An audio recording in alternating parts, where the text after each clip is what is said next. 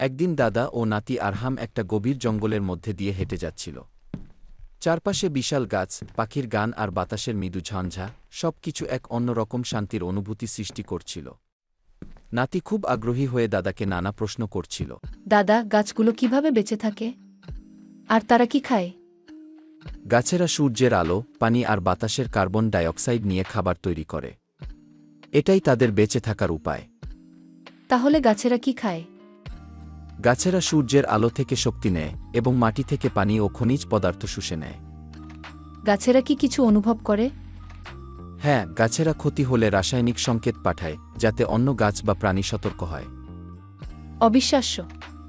গাছও আমাদের মতো অনুভব করে। তবে গাছেরা আমাদের মতো কথা বলতে পারে না, কিন্তু তারা প্রকৃতির অংশ। তাহলে আমাদের সবার উচিত গাছের যত্ন নেয়া, তাই না?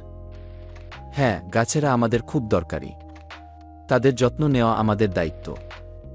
এভাবে আরহাম ও তার দাদু একসাথে হাঁটতে হাঁটতে আরও অনেক কিছু শিখল এবং তাদের মনে গাছের প্রতি আরও ভালোবাসা জন্ম নিল।